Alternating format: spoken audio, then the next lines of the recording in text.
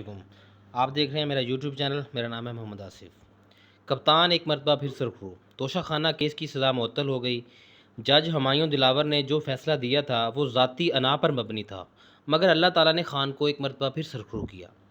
اگر یہ اتنے سچے ہیں، دودھ کے دھلے ہیں، تو توشہ خانہ کا 1947 سے لے کر 2002 تک کا ریکارڈ کیوں سامنے نہیں لاتے، جس میں نواز کا دور حکومت، بے نظیر کا دور حکومت، بھٹو کا اقتدار، ایوب خان تک کا جو اقتدار میں جتنے بھی یہ لوگ رہے ہیں، تو پھر اپنے تمام 1947 سے لے کے 2002 تک کا جو کچا چٹھا ہے وہ سامنے لے کر آئیں، پھر پتہ چلے گا یہ کتنے دودھ کے دھلے ہیں۔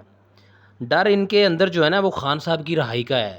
ان کو پتہ ہے اگر خان صاحب باہر آتے ہیں اور الیکشن کی کال ہو جاتی ہے تو یہ آگے نہیں آ سکتے۔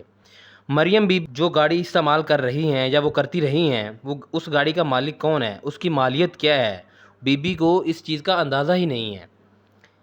تو پھر بی بی کو بھی چاہیے نا وہ عدالتوں کا سامنا کرے۔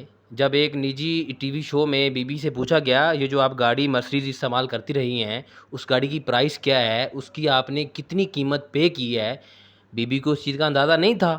تو پھر بی بی کو چاہیے نا وہ عدالتوں کا سامنا کرے اگر وہ اتنی سچی ہے۔ تو اس میں چاہیے تو سب جتنے بھی ہمارے سیاستدان ہیں، بیوروکریٹس ہیں، ان کو چاہیے نا وہ عدالتوں کا سامنا کریں۔ نواز، زرداری، شہباز، بلاول، مولانا فضل الرحمان، جتنے بھی یہ بڑے بڑے لیڈر ہیں، دعویٰ کرتے ہیں کہ ہم قومی لیڈر ہیں، ہم عوام کے لیڈر ہیں، تو بھائی آئے نا میدان میں سامنا کریں نا خان صاحب کا۔